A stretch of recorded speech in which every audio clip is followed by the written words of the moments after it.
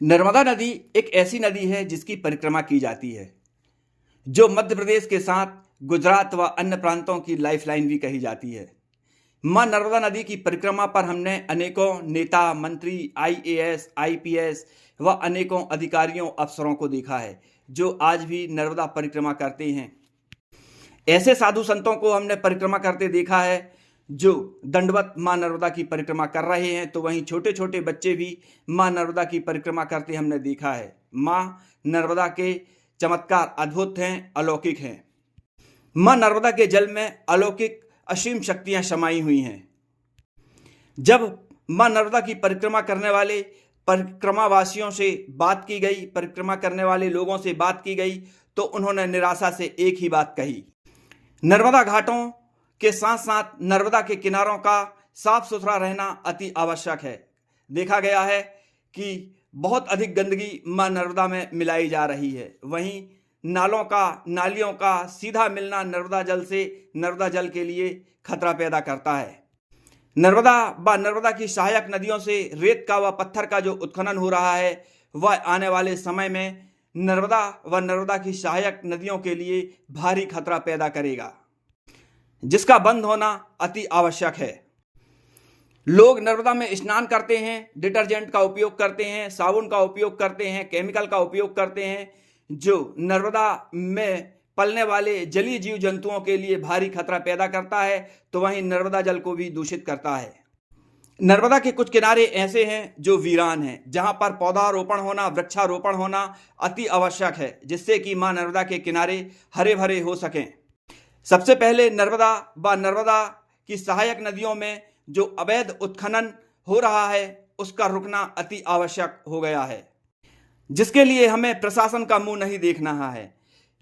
नर्मदा व नर्मदा की सहायक नदियों के संरक्षण के लिए आम जन को भी सामने आना पड़ेगा, जिससे कि हम नर्मदा को बचा सकें, नर्मदा की सहायक नदियों को बचा सकें। देखा जा रहा है कि धीरे धीरे नर्मदा की कुछ जलधाराएं विलुप्त हो रही हैं, नर्मदा के किनारे सिकुड़ गए हैं, तथा कुछ जो सहायक नदियां हैं वे अब नर्मदा से दूर होती चली जा रही हैं, सूखती चली जा रही हैं।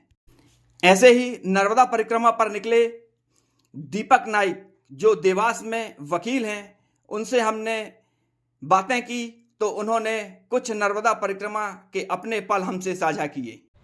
नर्मदे हर यूँ तो नर्मदा जी का प्रताप है, मंडला किनारे यह पवित्र नगरी है, जहाँ पर एक से एक विभूतियाँ आती हैं, मूर्तियाँ आती हैं और मां नर्मदा की परिक्रमा करते हैं। ऐसे लोग भी आते हैं जो बड़ी बड़ी सर्विस पर रहे हैं, सरकारी नौकरियों पर रहे हैं, लेकिन मां नर्मदा का प्रताप ऐसा रहा है कि उन्हें अनायास ही उनकी परिक्रमा करनी पड़ी है और वे मां नर्मदा की परिक्रमा किए हैं। ऐसे ही हमारे साथ जो विभूति हैं, वे अपना परिचय स्वयं देंगी। सर बताइए आप। मैं पेशे से वकील हूँ और वकालत का व्यवसाय करता हूँ देवास में। मेरा नाम दीपक नाइक है और मेरे साथ जो चल रहा है वो हर्ष वर्मा है, वो आईटी प्रोफेशनल्स हैं और हम मां नर्मदा जी की परिक्रमा कर रहे हैं अभी वर्तमान में। सर कैसे प्रेरणा मिली आपको मां नर्मदा की परिक्रमा करने की?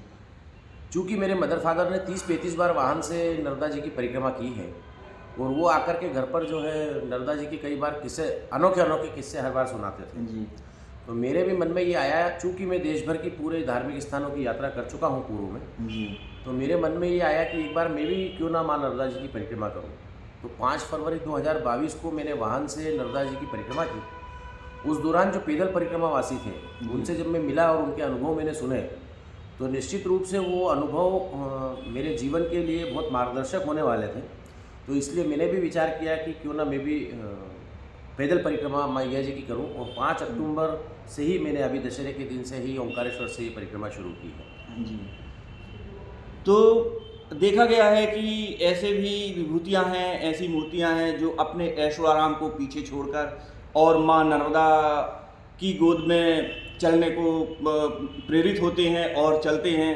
सर आप बताइए कि पेशे से तो आप वकील हैं, आपने बहुत से ऐसे कार्य अपने क्षेत्र में आपने किए हैं और मां नर्मदा की कुछ ऐसी जो कृपा लोगों के ऊपर रही है तो वो आपने सुने होंगे, तो उसमें से एक दो कुछ ऐसी बातें आप देखिए, नर्मदा जी के हर क्षण पर कुछ न कुछ नया अनुभव है।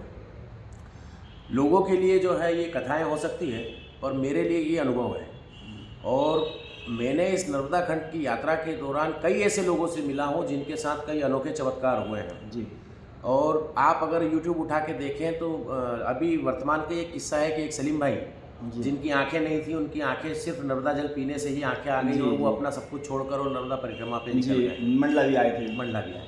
कई लोग ऐसे हैं जो दंडवत पर, हम तो सिर्फ पैदल परिक्रमा कर रहे हैं, कई लोग ऐसे हैं जो दंडवत परिक्रमा कर रहे हैं, कई लोग ऐसे हैं जो अपना पूरा का पूरा परिवार घर में ताला लगा के और जो है नर्मदा जी की परिक्रमा कर रहे हैं। तो निश्चित रूप से उनके साथ कुछ अनुभव होगा, मैया जी की कुछ विशेष कृपा उनके ऊपर होगी। मेरा तो ऐसा भी कहना है कि 125 करोड़ जनता इस देश में रहती है, उसमें से हम कुछ सौभाग्यशाली होते हैं जो नर्मदा जी की परिक्रमा हम लोग कर पाते हैं। नहीं तो होता ये है कि परिक्रमा के नाम पर लोग निकलते तो हैं घर से, लेकिन बड़वानी आते आते वापस घर से वाहन बुला के अपने घर चले जाते हैं। मैया जी हमारी परीक्षा भी खूब लेती है जी जी, साथ चलने पे झगड़ा कराती है जी, फिर वापस मिलाती है जी, और तरह तरह के अनुभव। आप भूखे सोएंगे भी नहीं और भूखे उठेंगे भी नहीं। ये नर्मदा जी का प्रताप है। आपके पास कुछ भी नहीं है जी जी, आप घर से जेब बंद करके आइए, कोई राशि लाने की आपको जरूरत नहीं है। यहाँ कोई भी व्यक्ति आपको चाय पिलाने के लिए मिलेगा, कोई भी व्यक्ति आपको भोजन कराएगा, कोई भी व्यक्ति आपको वस्त्र देगा। ये नर्मदा जी का प्रताप है। मैं बड़े शहरों की बात नहीं करता हूँ कि बड़े शहरों में जहाँ नर्मदा जी निकली हैं वहाँ की बात नहीं करता हूँ, पर मैं ग्रामीण क्षेत्र जो पास का एरिया है वहाँ कई लोग सेवाएं और वो किसी से मदद भी नहीं लेते हैं जी, बिल्कुल। उनके खेतों से जो होने वाला है वो उसमें से ही जो है आप सबका भरण पोषण परिक्रमा वासियों का कराते हैं। ये मैया जी का प्रताप है जी। जैसा कि माँ नर्मदा का प्रताप हमारे सामने बैठी विभूति ने बताया है कि ये माँ नर्मदा जी का जो लोगों के ऊपर जो कृपा है, लेकिन आज ये देखा जा रहा है कि माँ के तट जो हैं वह प्रदूषित हैं। सर, तो आपको भी ऐसा लगा होगा, आप तो तट के किनारे चल रहे हैं, तो आपको लगा होगा कि क्या आवश्यकता है तट को सुधारने के लिए? बिल्कुल, आपने बहुत अच्छा प्रश्न किया है। जिस तरीके से गंगा जी को साफ करने के लिए बीड़ा भारत सरकार ने उठाया है जी, मेरी भी मंशा है कि माँ नर्मदा जी चूँकि मध्य प्रदेश, गुजरात और महाराष्ट्र को जो है जीवनदायिनी माना गया है जी, और माँ नर्मदा जी से जो है हम कई चीज़ें प्राप्त करते हैं। जी जी जी, तो हमारा सबका नर्मदा तट पर रहने वाले हम सब व्यक्तियों का ये कर्तव्य है और ये निश्चित रूप से ये होना चाहिए कि हम नर्मदा तट को साफ रखें, स्वच्छ रखें और उन पर इस तरीके के घाट हम बना सकते हैं कि नर्मदा जी की सेवा अर्चना हम आराम से कर सकें। ये कहना नहीं चाहिए, पर मन में दुख इस बात का है कि नर्मदा जी के कई भागों पर कई तट इतने गंदे हैं कि वहाँ पर से निकलना भी दूभर है। जी जी, और उन तटों को जो है साफ करना चाहिए। प्रशासन ने इस ओर ध्यान देना चाहिए कि नर्मदा तट किस तरीके से साफ हो, स्वच्छ हो। यही हम सरकार से प्रार्थना करते हैं कि उन तटों को स्वच्छता प्रदान करें। कई बड़े शहरों के नाले, सीवरेज नाले मैया जी में मिल रहे हैं, तो निश्चित रूप से हर परिक्रमावासी को या वो देखने वालों को मन में थोड़ा सा दुख और तकलीफ होती है कि इतनी पवित्र नदी कि जिसके देखने भर से जो है पाप नष्ट हो जाते हैं, उसमें हम हमारा गंदा और मेला और ये सब छोड़ रहे हैं। ये बड़े दुर्भाग्य की बात जी जी। जैसा कि नर्मदा तट के विषय में बताया गया है कि नर्मदा तट बहुत से ऐसे स्थान हैं जहाँ पर बहुत गंदे हैं। हमें प्रशासन का मुंह नहीं देखना है और अगर हर कोई माँ नर्मदा के जल को पवित्र रखना चाहता है कि वह साफ स्वच्छ रहे, तो ये हमारा भी कर्तव्य बनता है कि हम उसके लिए प्रयास करें। जैसा कि सर, हम देखा जाता है कि नर्मदा तट पे लोग आते हैं नहाने, स्नान करने के लिए आते हैं और साबुन शैम्पू का उपयोग करते हैं, पूजन सामग्री उसी में डालते हैं, केमिकल उसी में डालते हैं। तो ये कहाँ तक उचित है लोगों के लिए? आप तो लोगों की प्रेरणा के लिए बताइए। ये बिल्कुल उचित नहीं है, क्योंकि उसमें अन्य जीव जंतु भी विचरण करते हैं जी, और हमारे इस तरीके से चीज़ें छोड़ने के कारण जी, उन पे भी असर पड़ता है, वो भी खराब हो रहे हैं। साथ में जल में प्रदूषण हो रहा है। जी, हम देख सकते हैं कि लोग वहाँ कपड़े धोते हैं, लोग वहाँ साबुन सोडे का इस्तेमाल करते हैं। हम कई बार जो है विसर्जन करते हैं और विसर्जन भी वो चीज़ करते हैं जो हमारे घर में खराब हो चुकी है। तो हम वो विसर्जन एक कोई ऐसा स्थान निश्चित कर दें कि हम उसी स्थान पर जो है उसका विसर्जन करेंगे। जी जी। कोई कुंड बना दिया जाए और वहाँ नर्मदा जल कर दिया जाए और उसी में विसर्जन कर हम वो विसर्जन करें और नर्मदा जी में वो चीज़ प्रवाहित ना करें। इस पर बिल्कुल कठोरता के साथ रोक लगना चाहिए, तभी हम नर्मदा जी को जो है बचा सकते हैं, क्योंकि ये हमारी जीवनदायिनी है और इससे सबकी आस्थाएं जुड़ी हुई है। जी, जैसा कि देखा गया है कि भी कुछ सालों से प्रशासन ने कदम उठाए हैं जहां पर प्रतिमाओं को विसर्जित नहीं किया जाता है, एक कुंड बनाया जाता है और कुंड में प्रतिमाएं विसर्जित होती हैं, जिससे कि सर जो कलर होते हैं, जो रसायन होते हैं, वे नर्मदा जल में ना मिलें। लेकिन इसके बाद भी लोग दूसरे तरीके से स्नान के द्वारा या घर, जैसे कि आपने बताया कि घरों की ऐसी चीज़ें होती जो नर्मदा जल में विसर्जित कर दी जाती हैं, पूजन सामग्री विसर्जित कर दी जाती हैं। वहीं है देखा गया है कि सर आप ही नर्मदा तट से चले आ रहे हैं, आप देख रहे हैं, उत्खनन के विषय में सर बताइए कि क्या हाल है उत्खनन, जो आज प्रचुर मात्रा में उत्खनन नर्मदा किनारे नर्मदा जी में ही चल रहा है, रेत का उत्खनन हो चाहे पत्थर का उत्खनन हो, इससे क्या खतरे पैदा होंगे? अगर इस उत्खनन को नहीं रोका गया शक्ति के साथ में जी, तो निश्चित रूप से नर्मदा जी पर प्रभाव होगा। और चूंकि वैज्ञानिक अगर हम बात करते हैं तो रेत निकालना और पत्थर हटाना, इससे जो है कहीं न कहीं नर्मदा जी विलुप्त होने की कगार पर हो जाएगी। इसे बिल्कुल सख्ती के साथ रोकना चाहिए। नर्मदा तट पर हम चल रहे हैं तो कई स्थान हमने ऐसे देखे हैं जहाँ पर उत्खनन हो रहा है। अब वो पता नहीं है कि वो रॉयल्टी के माध्यम से हो रहा है या अवैध रूप से हो रहा है या किस तरीके से हो रहा है, लेकिन उस पर जो है रोक लगाना चाहिए। खासकर ये उत्खनन का जो काम है ये गुजरात में बड़ी संख्या में हो रहा है। जी जी जी, यही हाल है मध्य प्रदेश का। और मध्य प्रदेश में भी ये हाल है कि अपन आज देख रहे हैं कि मध्य प्रदेश के मंडला जिले में ही उत्खनन हो रहा है सर। यहाँ पे पत्थर का उत्खनन है, या नर्मदा की जो सहायक नदियाँ हैं, नर्मदा की सहायक नदियाँ नर्मदा में मिलती हैं, लेकिन आज उत्खनन होने के कारण नर्मदा जल या नर्मदा की धाराओं में परिवर्तन हो गया है। नर्मदा आज सूखने की कगार पर है। जो नर्मदा के तट होते थे जिसमें लंबे लंबे तट होते थे, आज भी सिकुड़ने लगे हैं सर। जैसा कि आपका यह उद्देश्य है नर्मदा परिक्रमा के, कोई उद्देश्य लेकर आप निकले होंगे, तो सर हमें आप अपना उद्देश्य बताइए, फिर हम आपसे कुछ आगे एक प्रश्न और है वो करेंगे। क्या उद्देश्य है आपका? देखिए, नर्मदा जी की परिक्रमा के लिए किसी का कोई उद्देश्य निर्धारित नहीं है जी, ये तो मैया जी ही उद्देश्य बनाने वाली है। जी जी, मेरा उद्देश्य मात्र नर्मदा परिक्रमा, चूंकि मेरी आध्यात्मिक यात्रा थी जी तो मैं इस आध्यात्मिक यात्रा को करने के लिए निकला था। जी जब मैं रावेर खेड़ी पहुंचा, जी रावेर खेड़ी खरगोन जिले का एक छोटा सा स्थान है, जी, तो हमारे देश के एक अजय योद्धा हैं बाजीराव पेशवा जी, अगर आपने नाम सुना हो। नहीं सर, वो नाम तो सुना तो बाजीराव पेशवा ने 47 युद्ध जो है अपने जीवन काल में लड़े और सारे ही युद्ध वो जीते। जी जी, ग्रीष्म काल में वो अपने 1 लाख सैनिकों के साथ खरगोन के रावेर खेड़ी पहुंचे। उस दौरान भीषण गर्मी थी और उन्हें लू लग गई थी और उन्होंने नर्मदा जी में स्नान कर लिया। उसके 48 घंटे बाद ही उनकी मृत्यु हो गई थी। जी जी जी, तो बाजीराव पेशवा अजय योद्धा की एक समाधि जी जी, मध्य प्रदेश के खरगोन में बनी है। जी तो नर्मदा खंड की परिक्रमा के दौरान जब हम रावेर खेड़ी पहुंचे और उनका इतिहास हमने जाना, जी जी, तो हमारे मन में भी ऐसा भाव आया कि ऐसे अजय योद्धा को भी हम नर्मदा परिक्रमा कराएं। जी, तो हमने रावेर खेड़ी से उनकी मिट्टी को लिया है जी, और वहाँ के जो मेन कार्यकर्ता हैं श्रीपाद भाई कुलकर्णी, उनसे वो मिट्टी को प्राप्त करा और प्राप्त करने के बाद अब हम नर्मदा जी की जो आरती रोज सुबह शाम करते हैं, जी, उस मिट्टी की भी हम आरती सुबह शाम करते हैं। बिल्कुल। और उस मिट्टी को लेकर के उस अजय योद्धा को हम परिक्रमा करा रहे हैं। बाद में उनकी मिट्टी को हम ससम्मान नर्मदा जी में ओंकारेश्वर में जब हमारी यात्रा समाप्त होगी हम उनको विसर्जित करेंगे। साथ में आप उसको भी परिक्रमा करा रहे हैं। जी सर, जैसा कि इस परिक्रमा में आप निकले हैं और आपने देखा होगा कि शासन की तरफ से भी बहुत से पौधारोपण हुए हैं और शासन की योजनाएं भी चली हैं, वहीं लोगों ने भी हर साल पौधारोपण करते हैं कि नर्मदा तट हरे भरे बने रहें। क्या स्थिति है सर आज इसकी?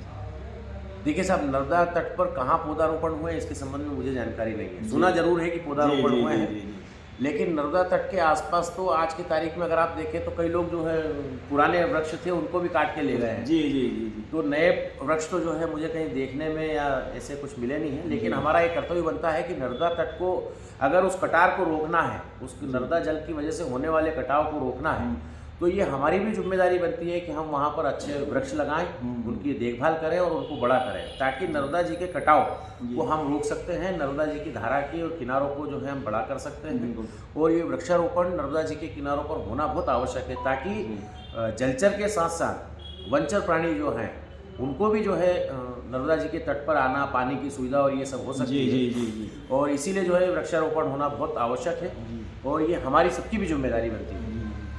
आज हमारे साथ जो विभूति हैं वह नर्मदा परिक्रमा पे निकले हैं। हमारा यह उद्देश्य था यह दिखाने के लिए कि नर्मदा परिक्रमा पर निकले हैं, इन्होंने देखा है कि आज नर्मदा तटों का क्या हाल है।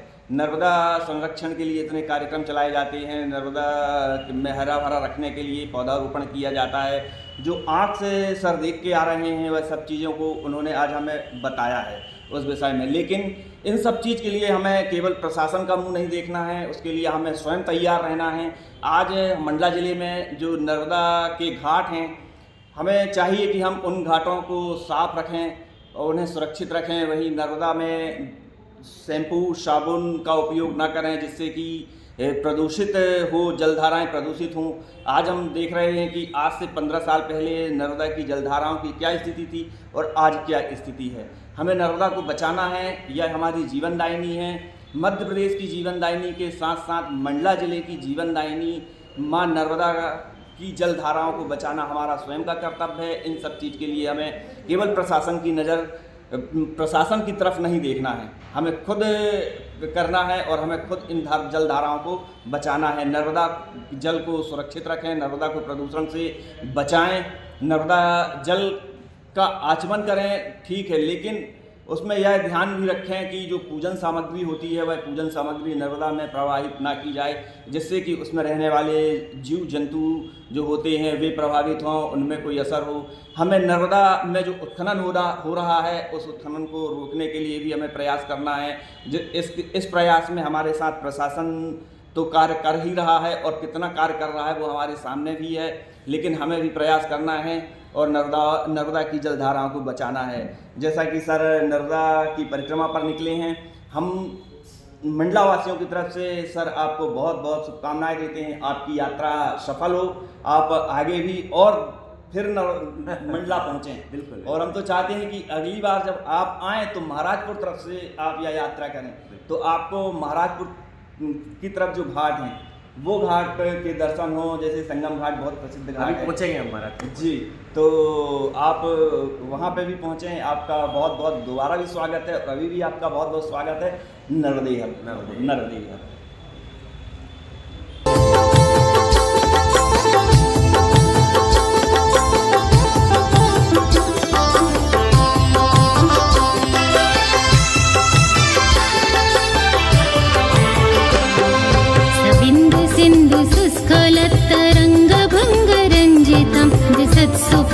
जात जात कारी वारी संयुतम रतांत दूत काल भूत भीतिहारी वर्मदे त्वदीय पाद पंकजम नमामि देवी नर्मदे। नमामि देवी नर्मदे, नमामि देवी नर्मदे, त्वदीय पाद पंकजम नमामि देवी नर्मदे।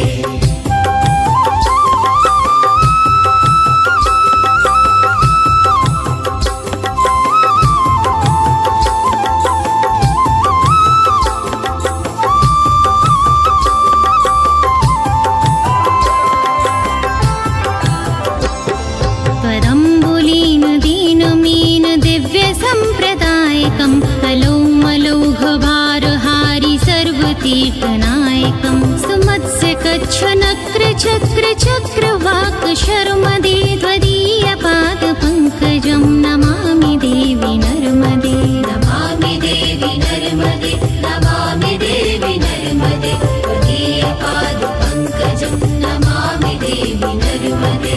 महागभीर नीरपूर पाप दूत भूतलं वनत् समस्त पातकारी दारिता पदाचलं जगल्लये महाभये मृकण्ठ सूनु हर्म्यदे त्वदीय पाद पंकजं नमामि देवी नर्मदे। नमामि देवी नर्मदे, नमामि देवी नर्मदे, त्वदीय पाद पंकजं नमामि देवी नर्मदे।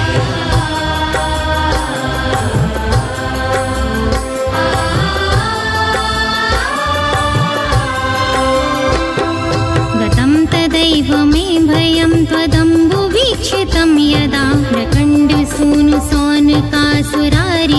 देहि सर्वदा पुनर्भवाप्ति जन्म जन्मवाप्ति दुःखवर्मदे त्वदीयपादपङ्कजं नमामि देवि नर्मदे नमामि देवि नर्मदे नमामि देवि नर्मदे त्वदीयपादपङ्कजं नमामि देवि नर्मदे।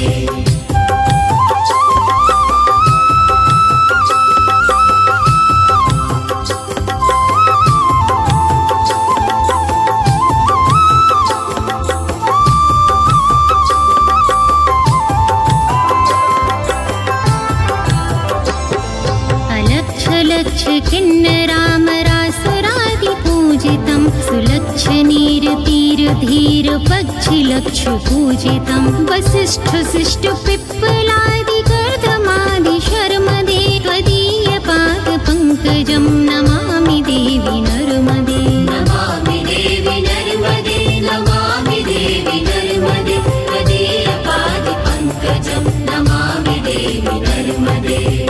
हर हर नर्मदे हर हर नर्मदे हर हर नर्मदे हर हर नर्मदे हर हर नर्मदे हर हर नर्मदे हर हर नर्मदे हर हर नर्मदे। सनत्कुमार नाचिकेत कश्यपादि षट्पदै व्रतं स्वकीयमानसे सुनारदादि षट्पदै रविन्दुरन्ति देवदेव राजकर्म शर्मदे त्वदीयपादपङ्कजं नमामि देवि नर्मदे नमामि देवि नर्मदे नमामि देवि नर्मदे त्वदीयपादपङ्कजं नमामि देवि नर्मदे।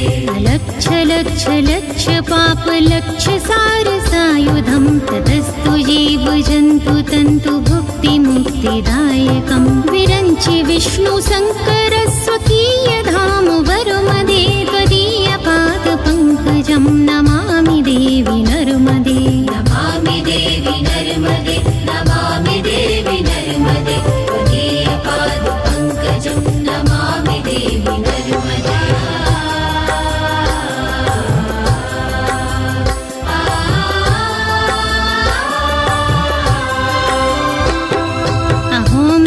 स्वनं श्रुतं महेश केश जातटे किरात सूत वाडवे सुपंडिते सठे नटे दुरंत पाप ताप हारी सर्व जंतु शर्म